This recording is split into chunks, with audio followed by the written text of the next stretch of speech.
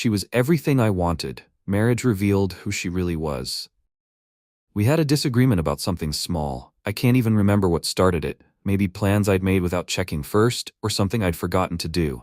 The tension built the way it always did, quiet and uncomfortable, until Tia moved closer. She touched my arm, leaned into me. Her voice softened. "Hey," she said, "we're okay. This isn't worth fighting over." And just like that, the tension dissolved. We were close again, connected. The original issue faded into background noise, unresolved but forgotten. I felt calm, relieved. But somewhere underneath, there was something else. A faint unease I couldn't name. Like finishing a conversation before it actually ended. Later that night, lying in bed, I thought about how we'd move past the conflict without really addressing it. But Tia was already asleep beside me, peaceful and warm. I told myself it didn't matter. Peace felt like resolution. I didn't yet understand the difference, but that feeling, that faint incompleteness, it stayed with me longer than the comfort did. Before we were married, being with Tia Kane felt effortless. Arguments didn't build into something heavy and prolonged. Tension never lasted. She had this way of diffusing things before they could grow into real conflict. At the time, I thought it was compatibility. We just fit. We didn't need to hash everything out because we understood each other instinctively. She'd smile at exactly the right moment. Touch my hand when I was getting frustrated, shift the mood with a joke or a look that reminded me why I loved her. And it worked. Every time. I'd start to bring up something that bothered me, and by the end of the conversation, I'd forgotten why I was bothered in the first place. I'd feel close to her instead. Connected. Like we'd solved something even though nothing had actually been discussed. Looking back now, I can see what was happening. But then, I just felt lucky. Lucky to be with someone who made everything feel easy. I didn't realize ease and avoidance could look identical. There were moments, even early on, where charm replaced discussion. I noticed them in hindsight. Small instances I dismissed at the time, like when Tia would change plans last minute and I'd feel frustrated, but before I could say anything, she'd pull me close and say something that made me laugh. Or when I'd ask her about something she'd promised to do, and she'd deflect with affection until I forgot I'd even asked. It wasn't manipulation, exactly.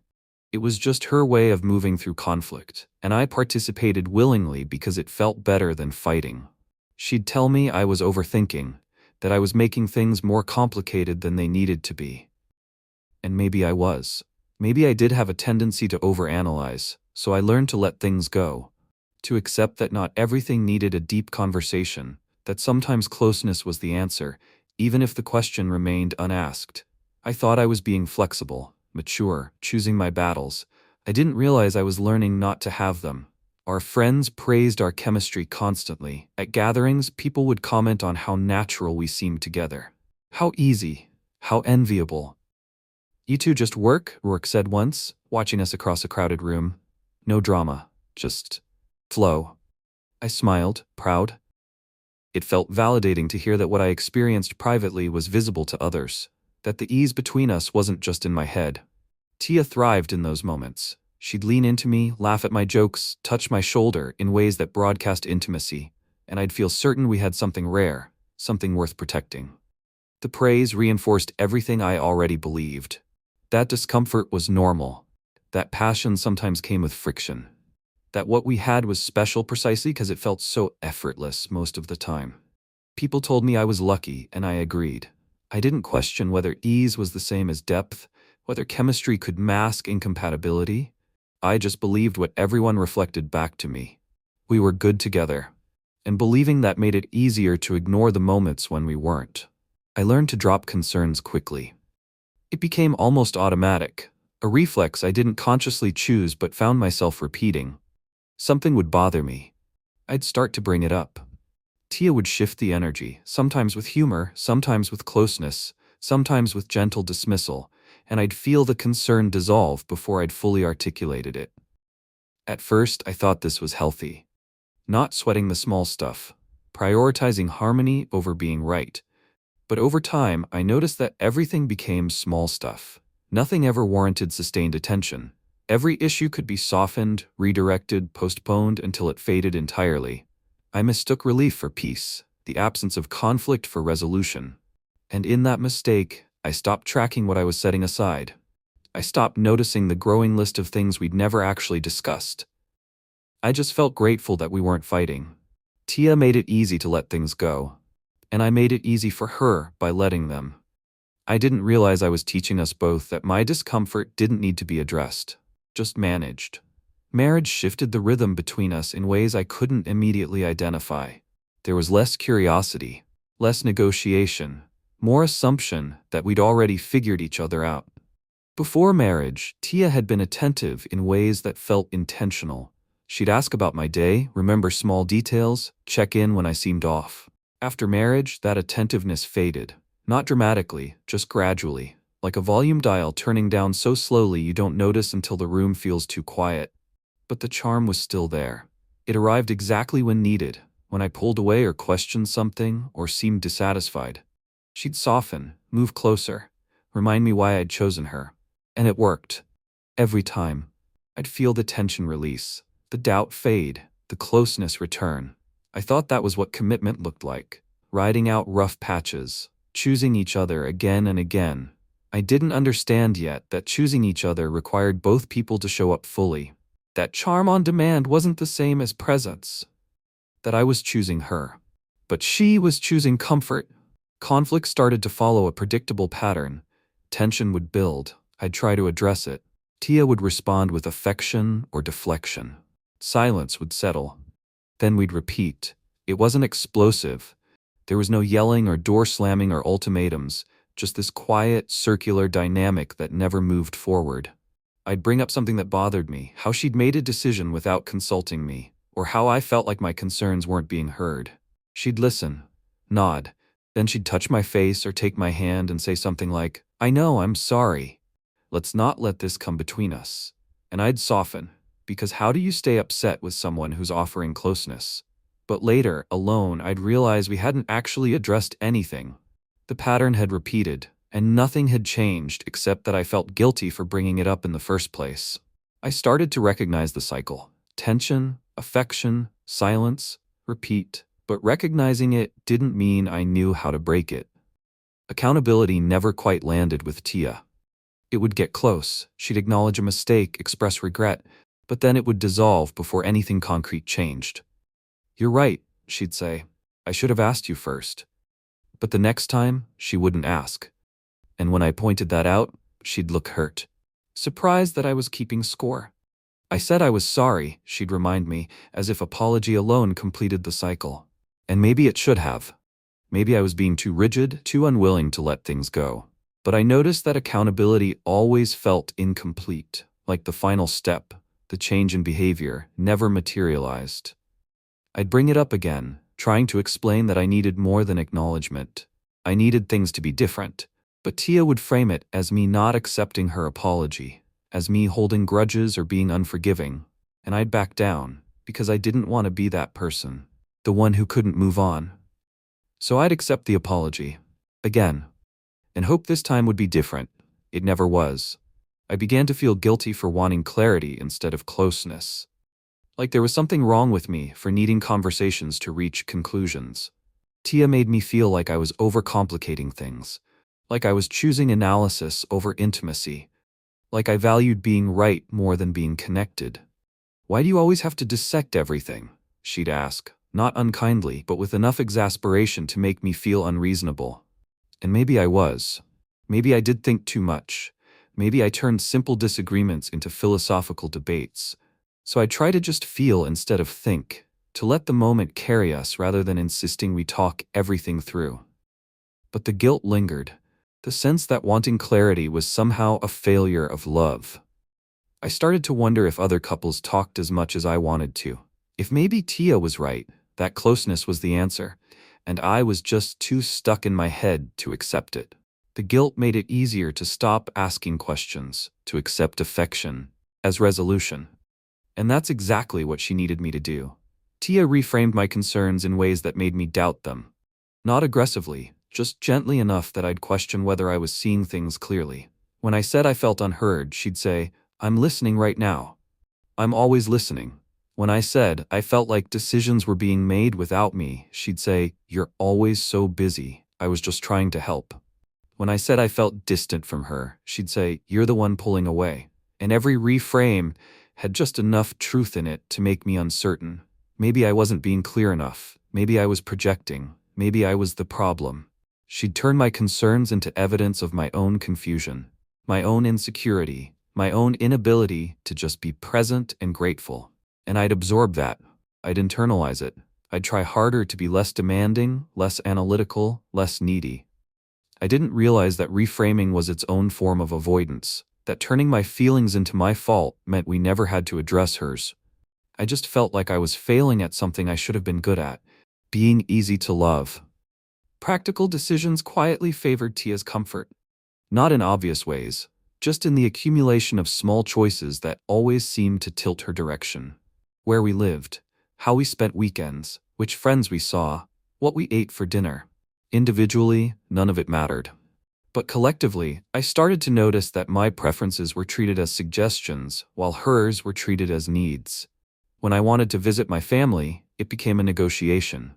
When she wanted to visit hers, it was assumed. When I suggested a restaurant, she'd agree but seem unenthusiastic, so I'd change it. When she suggested one, I'd go along because it mattered to her. I told myself this was compromise, that relationships required give and take, that it was mature to prioritize her happiness. But I was the only one giving, and she was the only one taking. And because it happened gradually, in increments too small to protest individually, I didn't realize how unbalanced we'd become. I just knew I felt tired, like I was constantly adjusting myself to fit into a life we were supposedly building together.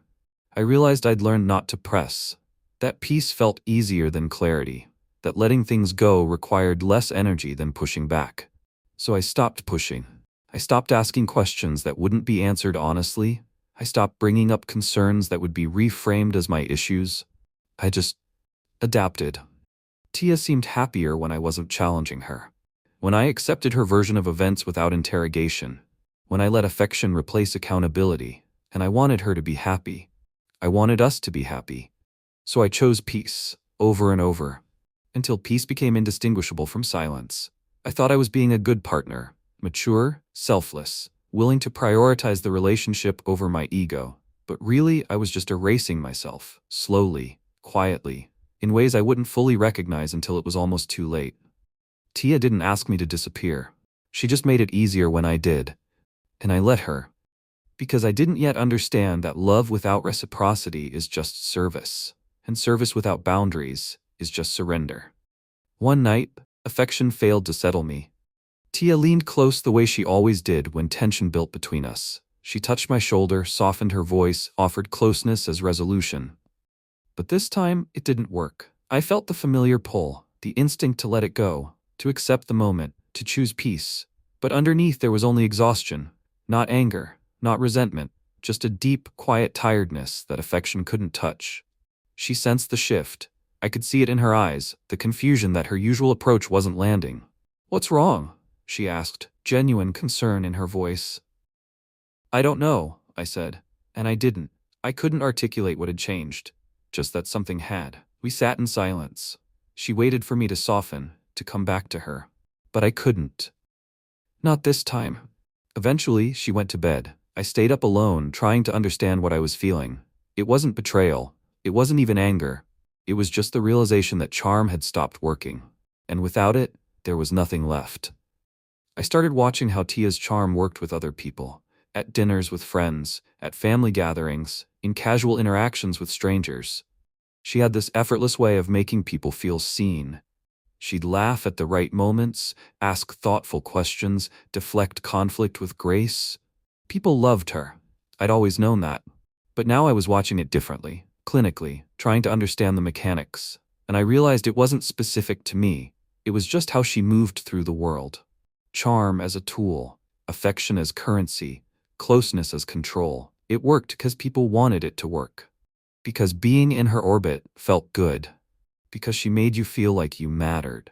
But watching her do it with others, I started to see the pattern more clearly. How she'd use warmth to avoid accountability. How she'd shift dynamics when conversations got uncomfortable. how she'd deploy intimacy strategically. And I understood, this wasn't personal, this was just who she was. She wasn't choosing to avoid depth with me specifically. She was avoiding it with everyone.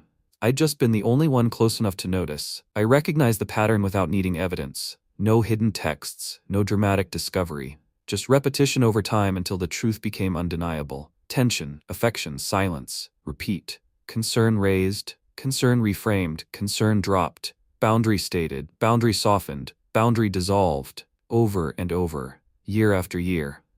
Until I could predict exactly how every conflict would unfold. The pattern wasn't complex. It was simple, almost elegant in its consistency. Tia didn't need to be calculating or malicious. She just did what worked, and what worked was charm, closeness, deflection, and I'd participated. I'd let it work. I'd chosen peace over clarity so many times that the pattern had become our entire relationship. I didn't need proof. I didn't need to catch her in a lie or uncover some secret. I just needed to see what had always been there. What I'd been excusing, rationalizing, and adapting to for years. The pattern was the truth. And once I saw it clearly, I couldn't unsee it. Everything else just became context for what I already knew. Memories resurfaced, arranged differently in my mind now. Moments I'd dismissed or forgotten suddenly appeared in a new light. That time early in our relationship when I'd tried to have a serious conversation and she'd kissed me instead of answering. That argument where I'd felt unheard and she'd turned it into a conversation about my communication style. That decision I'd wanted to make together and she'd already made alone, then framed it as doing me a favor. All of it had felt isolated at the time. Individual moments that didn't connect to anything larger. But now, lined up chronologically, they formed a clear progression. A pattern I'd missed because I was living inside it. I wasn't discovering new information. I was just reorganizing what I'd always known. And in that reorganization, the relationship looked completely different. Not because she'd changed, but because I was finally seeing her clearly. The charm hadn't hidden anything. I'd just chosen not to look past it. Until now, when looking away was no longer possible. I understood that marriage hadn't changed Tia. It had just removed the need to negotiate. Before marriage, there had been uncertainty. The possibility I might leave. The need to maintain some level of effort. After marriage, that pressure dissolved. We were committed, legally bound. The relationship no longer required the same level of maintenance. So the charm became less frequent. The attentiveness faded, the effort decreased. Not because she stopped caring, but because she no longer needed to. Marriage gave her security, and security gave her permission to stop trying. I'd thought marriage would deepen our connection. That commitment would create more intimacy, not less. But for Tia, commitment meant she could relax, stop performing, stop managing my concerns so carefully. She'd won. I was hers. The chase was over. And once the chase was over, the pattern became clearer. Because there was less incentive to hide it. Marriage hadn't revealed a different person. It had just revealed the truth about who she'd always been. And I'd helped build the structure that made that truth sustainable. I stopped reacting emotionally and started responding deliberately. It was a subtle shift, but significant. When Tia would deflect with charm, I'd acknowledge it without absorbing it. I hear you, I'd say, but that doesn't address what I asked. When she'd reframe my concerns, I'd gently redirect. I'm not talking about my communication style, I'm talking about this specific situation. When she'd offer closeness instead of clarity, I'd create space. I think I need to sit with this alone for a bit. She noticed immediately. I could see the confusion in her eyes, the concern, the subtle recalibration as she tried to understand why her usual approaches weren't working. But I wasn't being cold. I wasn't punishing her. I was just no longer participating in the pattern. I was stepping outside the cycle, not with anger, but with awareness, and that awareness changed everything. Because once I stopped enabling the dynamic, it became visible to both of us, and visibility made it impossible to pretend it didn't exist. I introduced small boundaries, time alone, decisions I made independently, silence when I didn't have words yet, nothing dramatic, nothing punitive, just space where there used to be accommodation. When Tia asked what I wanted for dinner, I'd say, I'm not sure yet, I'll let you know. When she suggested plans, I'd say, let me think about it and get back to you. When she reached for closeness before we'd resolved something, I'd say, "I'm not ready yet." Each boundary was small, reasonable, respectful, but collectively they represented a shift, a reclaiming of space I'd given away incrementally over years. Tia seemed unsettled by it, not angry, just uncertain. Like she was navigating unfamiliar terrain. "Are you okay?" she'd ask. "You seem distant." "I'm just thinking," I'd say. Which was true. I was thinking about what I needed, what I wanted, what kind of relationship could actually sustain me. And for the first time in a long time, I was prioritizing those questions over her comfort. It felt strange, uncomfortable, but also necessary. And necessary felt more important than easy. Tia leaned harder into charm when she sensed my distance. She became more affectionate, more attentive, more eager to connect. At first, I thought maybe she was changing. Maybe my boundaries had created space for her to show up differently. But I watched the pattern closely this time, and I realized she wasn't changing, she was compensating. The charm intensified when her influence weakened. The affection increased when I created space.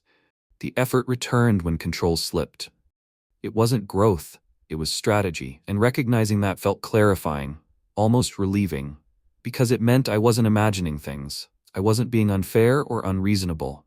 I was just finally seeing the mechanics clearly. She'd touch my arm more deliberately, laugh more brightly, seek closeness more frequently, and I'd feel the pull, the familiar warmth, the temptation to let it work again. But this time I noticed the timing, the function, the way charm arrived precisely when needed to restore equilibrium. And noticing that made it impossible to receive the same way. Charm without authenticity is just performance. And I was tired of being an audience. For the first time, charm didn't work, and both of us felt it. Tia leaned in with affection, and I remained still. Not cold, just unmoved. She softened her voice, and I listened without changing my position. She touched my face, and I felt nothing but the recognition of a pattern repeating. It wasn't that I'd stopped caring about her. I just stopped believing that closeness could replace honesty. She pulled back, confused, hurt, maybe. "What's happening?" she asked. "Why do you feel so far away?" "I'm not far away," I said. "I'm just not pretending closeness is the same as connection anymore." She didn't understand, or maybe she did and just didn't know how to respond. We sat in silence, her waiting for me to soften, me waiting for something real. Neither of us moved. And in that stillness, the relationship revealed itself completely. Without charm to bridge the gap, there was just distance. Distance that had always been there. I'd just been too willing to cross it to notice. Frustration replaced ease when Tia's influence faded. Not loud frustration, just a quiet tension that hadn't existed before. She'd make small comments about my detachment, my overthinking, my unwillingness to just let things be easy. "You're making this harder than it needs to be," she'd say. And maybe I was. Maybe I was being difficult. Maybe I was sabotaging something good by refusing to just accept things as they were. But I'd accepted things for years, and acceptance had led me here, to a relationship where I felt invisible unless I was accommodating. So I stopped apologizing for wanting more. "Maybe it should be harder," I said once. "Maybe easy isn't the same as healthy." She looked at me like I was speaking a different language, like I'd changed the rules without warning. But the rules had always been uneven. I just stopped playing by them, and without my participation, the dynamic collapsed. Not explosively, just quietly. Like a structure held together by one person's constant effort, finally settling into the ground. I named the pattern calmly, without accusation. We were sitting at the kitchen table, coffee between us, the morning light making everything feel almost peaceful. "I think we've been avoiding something for a long time," I said. She looked up, wary but listening. "I think you use closeness to avoid difficult conversations," I continued. "And I think I've let you because it felt easier than conflict." She didn't respond immediately, just stared at her cup. "But it's not easier," I said. "It's just postponement, and I can't keep postponing." "What are you saying?" she asked quietly. "I'm saying I need a relationship where problems get addressed, not managed. Where accountability means change, not just apology. Where closeness comes from honesty, not avoidance." She was silent for a long time. Then, "So you're saying I'm not enough?" "I'm saying we're not compatible," I corrected gently. "Not in the ways that matter." The conversation wasn't angry, it wasn't dramatic, it was just honest, and honesty finally felt like relief. Tia tried to minimize first, then reframe. Then, when neither worked, she grew quiet. I don't think it's that bad, she said initially. Every couple has issues. This isn't about issues, I replied. It's about patterns. You're overthinking again, she tried, making mountains out of. I'm not, I said simply. I'm just finally seeing clearly. She shifted approaches, became softer, reached for my hand. We can work on this, she said. We can fix it. But I'd heard that before. And fixing it had always meant me adjusting while nothing fundamentally changed. I don't think we want the same things, I said. What do you want? She asked, almost desperate now. I want a partner, I said. Not someone I have to constantly accommodate or convince. And I think you want someone who'll just accept what you offer without asking for more. She pulled her hand back, and in that withdrawal, I saw acknowledgement, not of wrongdoing, just of incompatibility. We weren't enemies. We just couldn't give each other what we needed. And admitting that felt kinder than continuing to try. The marriage ended without spectacle. No thrown objects, no screaming, no dramatic final confrontation. Just two people acknowledging that charm couldn't bridge fundamental differences. That affection couldn't replace balance. That attraction had delayed clarity long enough. I moved out 3 weeks later. Tia seemed relieved more than devastated. Like the end confirmed something she'd known but hadn't wanted to admit. We split everything fairly, kept the lawyers minimal, stayed civil through the paperwork. People asked what happened, and I'd say, we wanted different things. Which was true, even if it wasn't the whole truth. The whole truth was more nuanced, more psychological, harder to explain to people who saw only our chemistry, not our imbalance. I didn't regret the marriage. It taught me what I needed, what I couldn't live without, what I'd sacrificed trying to make something work that was fundamentally misaligned. I left with clarity, with dignity, with self-respect intact, and that felt more valuable than staying would have been. I chose balance over chemistry, honesty over ease, and in choosing myself, I finally understood what partnership actually required.